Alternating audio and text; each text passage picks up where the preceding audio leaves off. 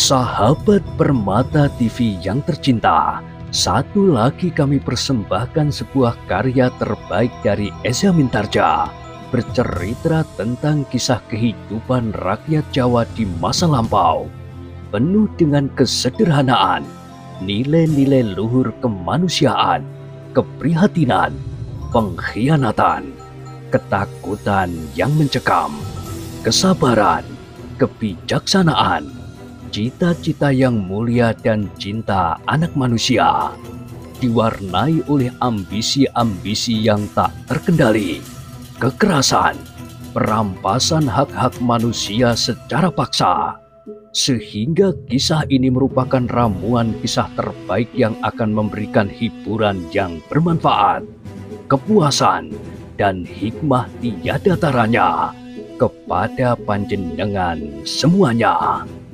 Dengan judul Tanah Warisan. Pada kesempatan yang sangat baik ini, kita masuk pada seri yang ke-19. Selamat menikmati.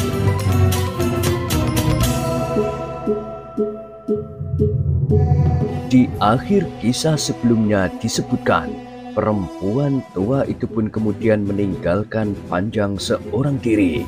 Sambil mengangguk-anggukkan kepalanya, ia memandangi setiap sudut rumah Bramanti. Masih tampak bekas-bekas kemegahan dari rumah itu. Ompak batu dari tiang-tiang yang besar berukir di bagian bawah dan atasnya. Aten-aten yang bagus dan mapan pula. Beberapa saat yang lalu, rumah ini telah mirip seperti rumah hantu, tetapi kini telah menjadi bersih kembali, meskipun masih tetap suram. Panjang menarik nafas dalam-dalam. Rumah ini pernah menjadi pusat pemerintahan Kademangan Candisari. Tetapi kini rumah ini telah dijauhi oleh hampir setiap penghuni Kademangan ini karena kesalahan Paman Purwito. Kekayaannya telah habis di lingkaran judi. Bahkan kemudian namanya dan nyawanya telah dipertaruhkannya pula. Yang tinggal kini adalah sisa-sisa yang buram. Namun tiba-tiba terbersit suatu pertanyaan yang aneh di dada Panjang. Apakah maksud Bramanti sebenarnya dengan segala macam tingkah laku dan segala macam rahasia yang diselubungi pada dirinya itu? Sikapnya yang pura-pura dan tidak dapat diikutinya itu.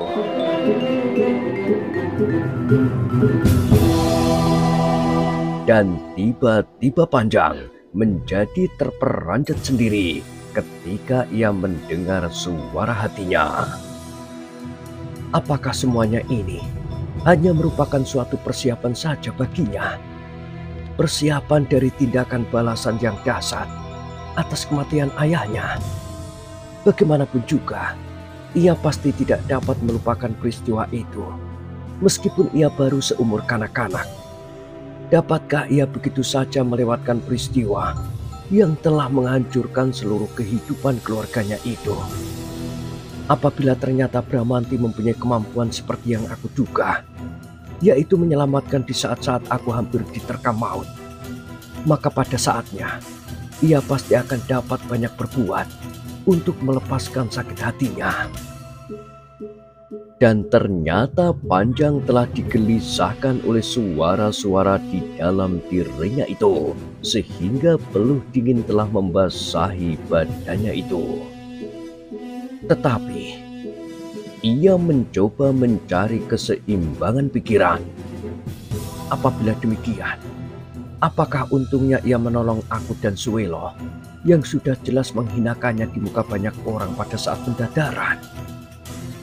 Namun Panjang sama sekali tidak dapat mengambil kesimpulan apapun selain menganggap Bramanti sebagai seorang yang menyembunyikan dirinya di balik rahasia yang tebal. Tetapi Panjang itu pun menyadarinya bahwa hanya dirinya sendirilah yang selama ini selalu diganggu oleh berbagai macam pertanyaan tentang Bramanti. Kawan-kawannya yang lain, bahkan Temunggul, Suwelo dan para pemimpin Katumangan sama sekali tidak pernah dirisaukan oleh sikap Bramanti itu. Justru mereka sama sekali tidak tahu menahu tentang rahasia yang selama ini meliputinya.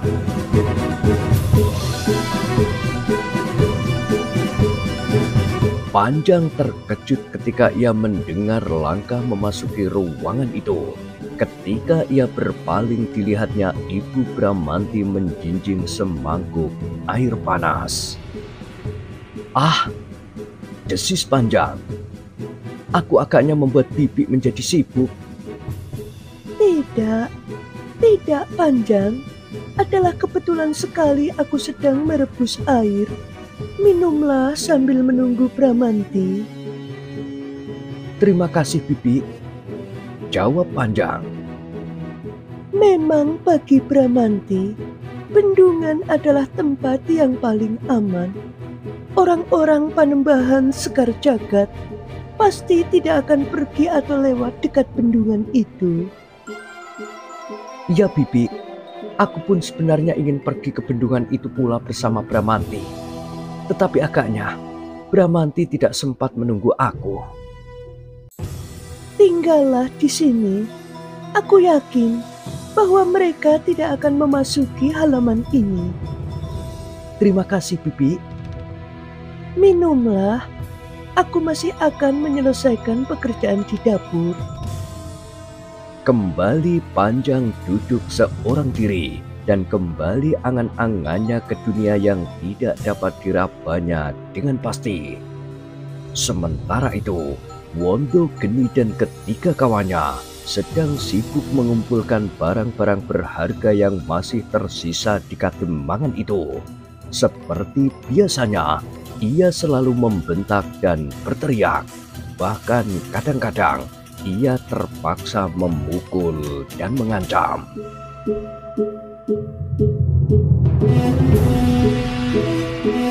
Namun akhirnya Wondo Geni itu pun menjadi puas setelah cukup banyak menurut perkiraannya dan tidak akan mengecewakan Panembahan Sekar Jagad. Maka Wondo Geni pun kemudian bersiap-siap untuk meninggalkan Katumangan itu. Tetapi sambil termangu-mangu ia berdesis, "Aku masih mempunyai satu simpanan lagi di Katumangan ini." "Apa?" bertanya salah seorang kawannya. "Seorang gadis." "Ah," desah kawannya yang lain, "sebaiknya untuk sementara gadis itu kau lupakan. Kalau tidak terjadi sesuatu atas kita, maka Panembahan Sekar Jagad tidak akan mempersoalkannya. Tetapi apabila dengan demikian timbul kesulitan, maka Panembahan pasti akan marah kepadaku." Wondo Geni mengerutkan keningnya. Tiba-tiba ia menggeram. "Tetapi aku adalah manusia biasa. Manusia yang memiliki nafsu kemanusiaan yang lengkap. Mungkin Panembahan Sekar Jagad adalah seorang yang memiliki kekurangan, sehingga ia sama sekali tidak memerlukannya lagi." "Ah," Wondo Genilah yang kemudian berdesah, "Baiklah, aku menuruti nasihat kalian kali ini. Tetapi aku ingin melihat apakah ia masih ada di rumahnya." "Itu sama sekali tidak perlu," sahut kawannya yang seorang. "Dengan demikian Ratri akan menjadi semakin ketakutan. Sehingga apabila pada suatu ketika kau mendapatkan kesempatan, Ratri telah jauh mengungsi ke tempat yang tidak kau ketahui." Wondo Geni mengerutkan keningnya, tetapi ia pun kemudian mengangguk-anggukkan kepalanya. Baiklah, aku akan kembali tanpa menemui gadis itu. Tetapi aku akan lewat saja di depan rumahnya. Mungkin aku akan dapat melihat sekilas." Tidak seorang pun yang akan menunggu kita lewat di regol halamannya. Semua orang menutup pintunya. Dan semua orang berusaha untuk menghindar, apalagi seorang gadis.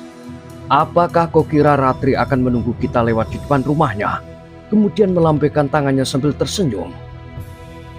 Baiklah, baiklah. Wondo Geni berteriak. Aku akan kembali. Aku tidak akan memikirkan gadis itu lagi. Ia berhenti sejenak, namun kemudian dilanjutkannya. Meskipun hanya untuk sementara. Ketika kawannya saling berpandangan sejenak, kemudian mereka pun tersenyum. Hei, kenapa kalian tersenyum? Bentak Wondo Geni. Tidak apa-apa, sahut salah seorang dari mereka. Wondo Geni mengerutkan keningnya, namun sejenak kemudian diledutkan kudanya. Kuda yang terkejut itu pun segera meloncat dan berlari seperti dikejar hantu. Sedang kawan-kawannya kemudian segera menyusulnya pula.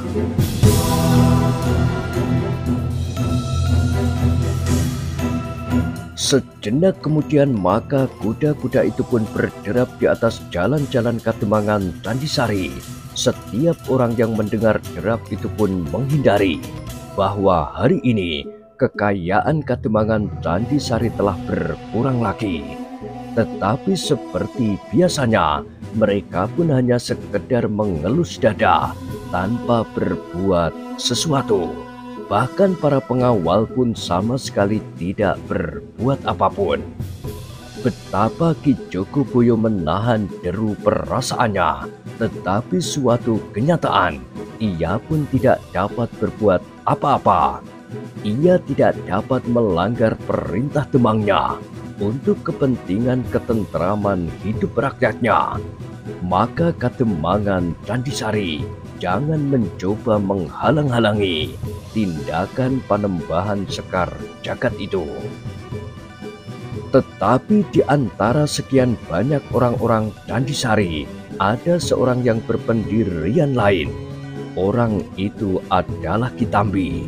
Meskipun baru beberapa hari ia berada di Kademangan itu, setelah merantau sekian lamanya, namun ia menjadi sangat berprihatin melihat keadaan yang sama sekali tidak dikehendaki. Namun ia hanya seorang diri, sudah tentu ia tidak akan dapat melawan orang-orang Panembahan Sekar Jagad, apalagi Panembahan Sekar Jagad sendiri. Tetapi apabila seluruh Kademangan ini bangkit bersama-sama, maka menurut perhitungan Kitambi, semuanya akan dapat diatasi, setidak-tidaknya dibatasi. Dalam kegelisahan itu, tiba-tiba ia teringat kepada sebuah lencana yang diterimanya dari Panggiring, sebuah ukiran candi kecil dari perak yang berwarna kehitam-hitaman. Apakah Panembahan Sekar Jagad mengenal lencana ini pula seperti gerombolan-gerombolan lain di pesisir utara? Pertanyaan itu tumbuh di hatinya, tetapi Kitambi tetap ragu-ragu. Namun tiba-tiba ia mengambil suatu keputusan. Aku harus mengetahui kemana orang-orang itu pergi. Mungkin aku akan menghadap langsung orang yang menyebut dirinya Panembahan Sekar Jagad untuk menunjukkan lencana ini. Mungkin mempunyai pengaruh, setidak-tidaknya mendapat perhatiannya. Tetapi apabila keduanya merupakan saingan dan musuh bebuyutan, taruhannya adalah leher dan kepalaku. Tetapi setiap usaha pasti mempunyai beberapa kemungkinan, yang pahit dan yang manis. Dan tiba-tiba saja Kitambi itu pun berlari ke kandang kudanya. Kuda yang dipeliharanya baik-baik sejak ia masih di dalam perjalanan perantauannya. Panjang yang masih berada di rumah Bramanti menahan nafas ketika ia mendengar derap kaki-kaki kuda semakin lama semakin mendekat. Jantungnya pun serasa berhenti berdenyut ketika kuda-kuda itu berlari dengan kencangnya lewat di jalan sebelah rumah Bramanti itu, seperti ketika mereka baru datang. Namun sejenak kemudian ia menarik nafas dalam-dalam. Kuda itu semakin lama menjadi semakin jauh, dan sejenak kemudian derap itu seolah-olah lenyap ditelan gemerisiknya dedaunan yang ditiup angin.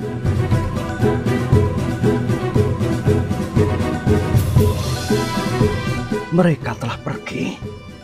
Terdengar ia bergumam, dan Panjang pun terperanjat pula ketika ia mendengar seseorang menyahut. Iya, mereka telah pergi. Sebentar lagi Bramanti akan datang kembali. Tetapi dari mana ia tahu kalau orang-orang Panembahan Sekar Jagad itu telah pergi? Perempuan tua Ibu Bramanti itu mengerutkan keningnya. Iya, ia tidak akan segera tahu. Tetapi ia akan melihat jalan-jalan tidak lagi menjadi terlampau sepi. Apabila 1-2 orang telah tampak di jalan-jalan atau di pematang sawah, maka Bramanti akan dapat menduga bahwa orang-orang itu telah meninggalkan Kademangan ini. Panjang mengerutkan keningnya setelah ia merenung sejenak, maka ia pun berkata pula, "Aku akan menyusulnya dan mengajaknya pulang.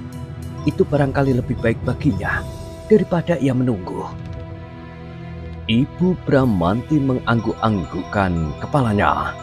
Katanya, Tentu itu lebih baik apabila kau tidak berkeberatan, Ger. Panjang pun kemudian berdiri sambil berkata, "Aku minta diri, Bibi. Aku akan pergi ke Bendungan." Silahkan, Ger.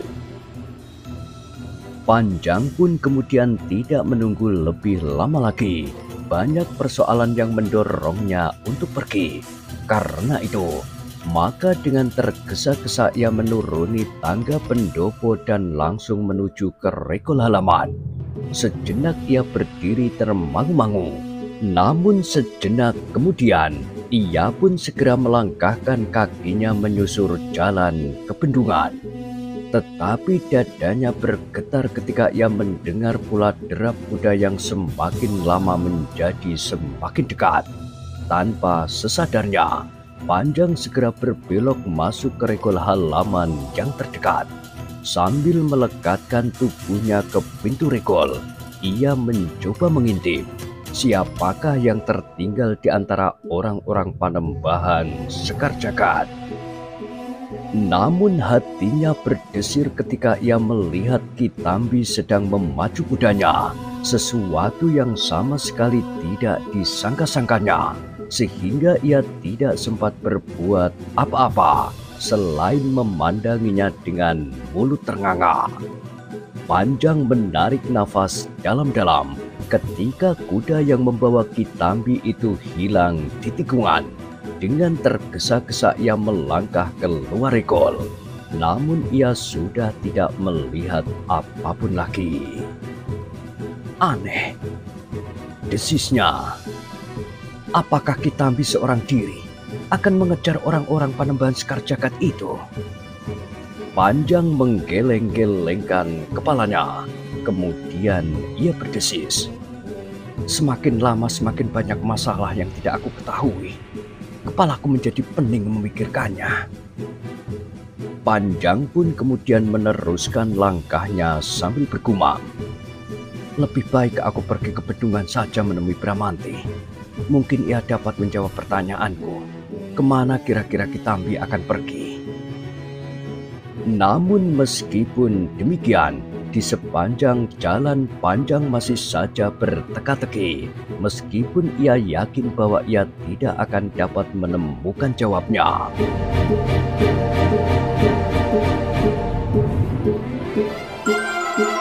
Beberapa ratus langkah lagi, ia sudah akan sampai ke Bendungan. Kini ia meniti jalan sempit yang agak licin karena sebuah parit yang meluap. Kemudian ia menuruni tebing sungai yang tidak begitu curam. Sebentar kemudian, ia sudah berada di atas bendungan. Dada Panjang menjadi berdebar-debar. Ternyata di bendungan itu terdapat beberapa orang kawan-kawannya. Bahkan Temunggul dan Suwelo berada di tempat itu juga. "Hei, apa kerja kalian di situ?" bertanya Panjang. Temunggul mengerutkan keningnya, namun kemudian ia menjawab, "Apakah kau tidak tahu bahwa Wondogeni baru saja mendatangi padukuhan kita? Di mana kau selama ini bersembunyi?" "Kenapa harus bersembunyi?" bertanya Panjang. "Jangan sombong," sahut Suwelo. "Kalau kau bertemu dengan Wondogeni, setidak-tidaknya punggungmu akan babak belur. Ia sangat benci kepada anggota-anggota pengawal, apalagi sejak Temunggul mulai melakukan perlawanan. Tetapi perhatian mereka sepenuhnya tertuju kepada benda-benda berharga yang mereka cari itu. Mereka tidak memperhatikan kita apabila kita tidak berbuat apa-apa." "Iya, begitulah. Tetapi di mana kau selama ini?" "Aku berada di ujung desa," sahut Panjang seolah-olah bersungguh-sungguh. "Aku melihat Wondogeni berbelok masuk ke halaman rumah Ratri." "Hei!" Tiba-tiba wajah Temunggul menjadi tegang. "Iya, Wondogeni masuk ke dalam rumah Ratri. Apa yang dilakukannya?" "Aku tidak tahu." Wajah Temunggul menjadi seakan-akan membara, tetapi ia masih diliputi oleh keraguan-raguan untuk berbuat sesuatu. Namun ia menjadi heran ketika ia melihat Panjang tertawa. Katanya, "Jangan menjadi bingung. Wondogeni tidak singgah ke rumah Ratri." Tetapi wajah Temunggul yang tegang masih juga menjadi tegang. Sejenak kemudian terdengar ia menggeram. "Manakah yang benar, Panjang?" "Aku hanya bergurau. Wondogeni telah pergi tanpa singgah ke rumah itu." Tetapi Panjang menjadi heran karena wajah Temunggul masih saja tegang. "Kau jangan bermain-main, Panjang." Suara Temunggul bergetar. "Kalau kau bermaksud bergurau, maka kau telah berbuat kesalahan. Kau sudah terlampau jauh bergurau tanpa memikirkan akibatnya." Panjang mengerutkan keningnya. Ia tidak menyangka bahwa dengan demikian Temunggul akan menjadi marah. Karena itu untuk menghindari kesalahpahaman selanjutnya, ia berkata, "Baiklah, aku minta maaf Temunggul. Aku sebenarnya hanya ingin bergurau. Kalau senda gurauku itu ternyata terlampau jauh menurut penilaianmu, baiklah, aku tarik kembali kata-kataku."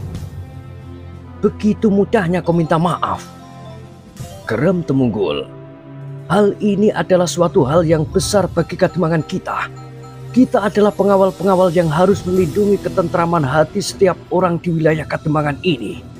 Sedang hal itu masih saja kau anggap permainan yang tidak berarti."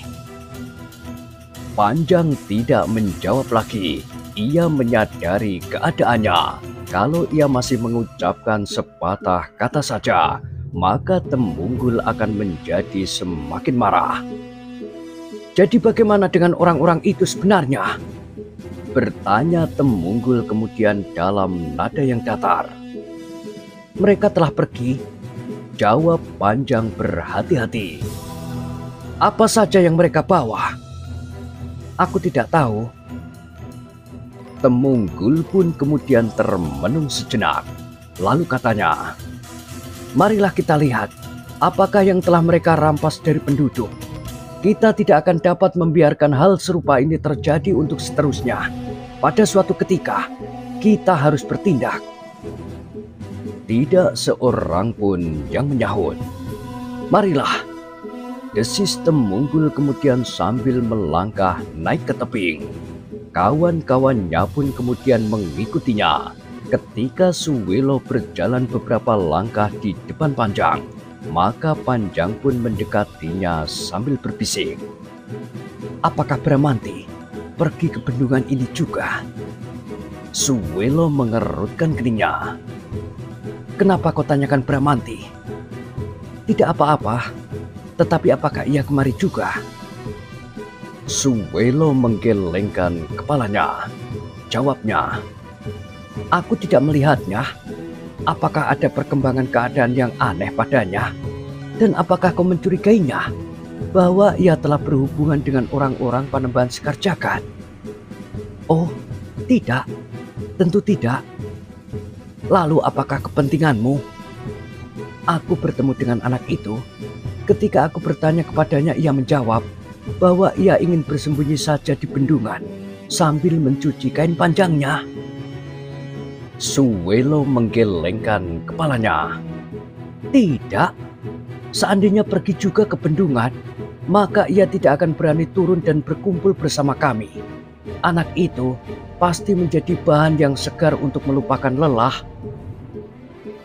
Panjang menarik nafas dalam-dalam, tetapi ia sudah tidak bertanya apa-apa lagi. Ia mengikuti saja mereka yang berjalan berurutan seorang demi seorang. Bramanti pasti tidak akan berada bersama-sama dengan mereka. Gumam Panjang di dalam hatinya, tetapi tidak ada seorang pun yang dapat diajaknya untuk berbincang-bincang. Bahkan kawan-kawannya itu pun pasti akan mentertawakannya apabila ia menyatakan sesuatu tentang teka-teki yang mengamuk di dalam kepalanya. Tetapi kemanakah anak itu? Bertanya Panjang kepada diri sendiri. Sekali lagi seperti kecurigaan melanda di dadanya. Namun ia masih juga selalu berusaha untuk membuat keseimbangan. Ia tidak boleh berprasangka, tetapi ia pun tidak dapat mempercayainya sebulat-bulatnya. Temunggul pun berjalan semakin lama semakin cepat. Dengan bersungguh-sungguh ia berkata, "Kita akan melihat siapa saja yang kali ini menjadi korban. Sudah tentu kita tidak akan berpeluk tangan untuk selanjutnya. Sebab dengan demikian, maka Kademangan ini pada suatu ketika tidak akan lebih dari sebuah tanah pekuburan yang besar, di mana orang-orang yang tinggal di dalamnya adalah orang-orang yang mati di dalam hidupnya. Orang-orang yang selalu diselubungi oleh ketakutan untuk berbuat, berbicara dan menyatakan sesuatu." Kawan-kawan Temunggul pun mengangguk-anggukkan kepalanya. Salah seorang dari mereka berkata, "Marilah kita langsung ke Kademangan. Mungkin anggota pengawal dari golongan orang tua pun telah berbuat demikian." "Kita akan langsung bertindak," jawab Temunggul sambil melangkah terus. Ia tertegun ketika salah seorang dari mereka berkata, "Hei, Temunggul, kenapa kita akan berbelok ke jalan itu? Memang sebaiknya kita pergi ke Kademangan. Kita akan menunggu perintah dari Ki Jogoboyo supaya kita tidak keliru." Tetapi Temunggul tidak menjawab, bahkan ia menggeram. "Ikuti aku. Siapa yang menganggap harus segera sampai ke Kademangan, aku persilahkan memilih jalan lain." Tidak seorang pun yang menjawab. Tetapi ketika Temunggul berbelok ke kiri, maka kawannya pun saling berpandangan. Mereka segera mengetahui maksud Temunggul. Ia akan berjalan melalui jalan di depan rumah Ratri.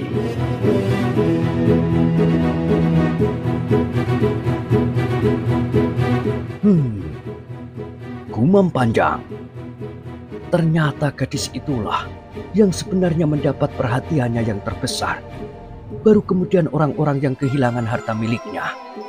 Meskipun wajar bahwa yang pertama-tama harus mendapat perhatian adalah setiap orang di Kademangan ini, bukan barang-barangnya, tetapi cara yang dipakai oleh Temunggul agaknya terlampau kasar dan kaku.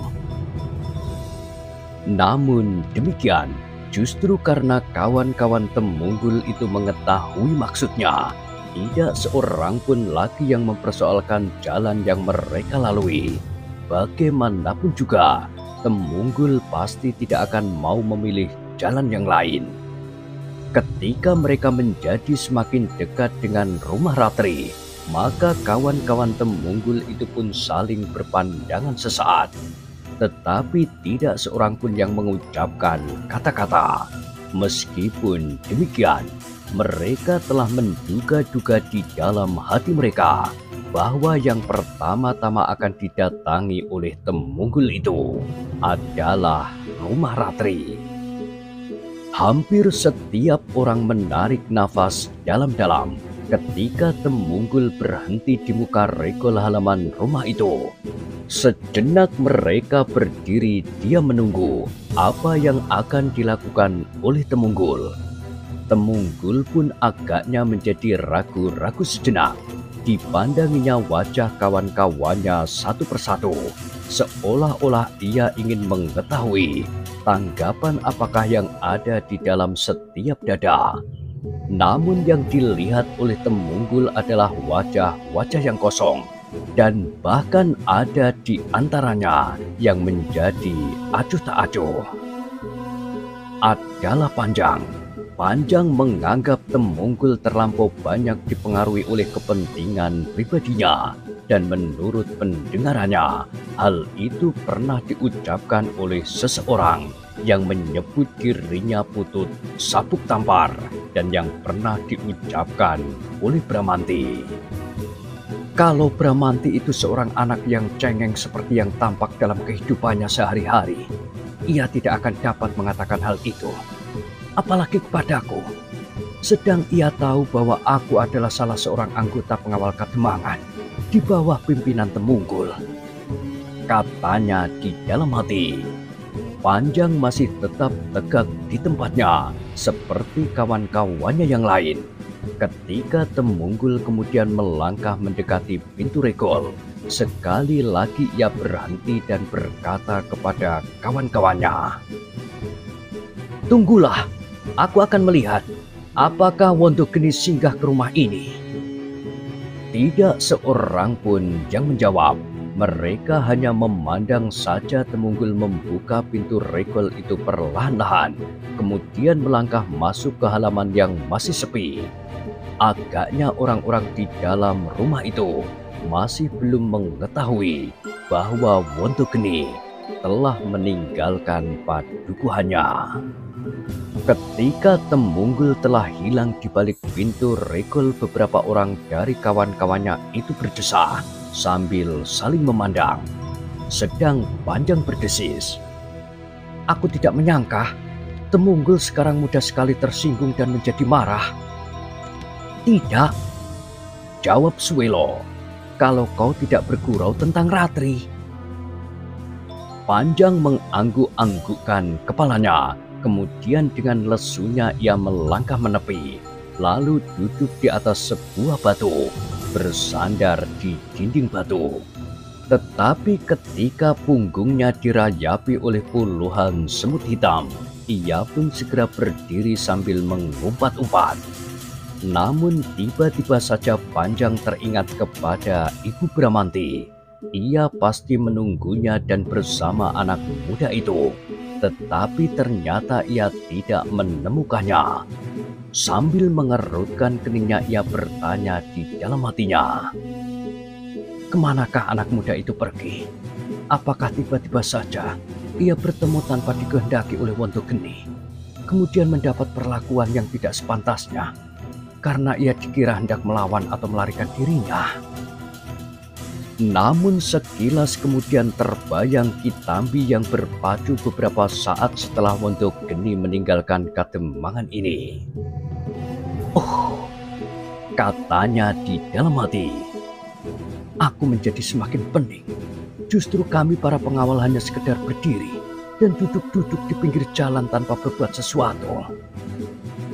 Tanpa sesadarnya, perlahan-lahan Panjang membuat perbandingan-perbandingan antara Temunggul dan Bramanti. Meskipun dalam bentuk dan sikap sehari-hari, keduanya sama sekali tidak dapat diperbandingkan. Namun Panjang tidak mengerti kenapa semakin lama ia semakin merasa dekat dengan Bramanti.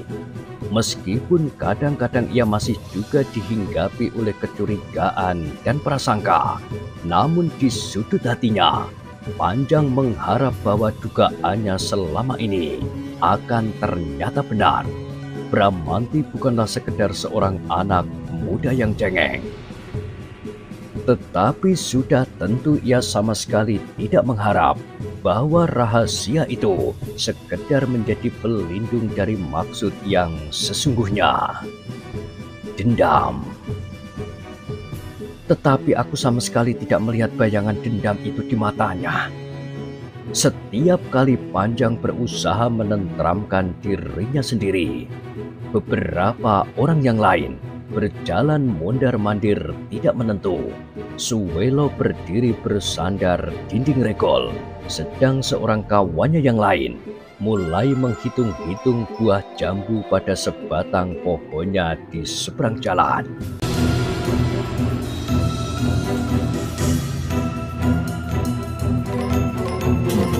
Nah, bagaimanakah kisah selanjutnya? Silahkan ikuti terus kisah Tanah Warisan pada kesempatan berikutnya. Sampai jumpa.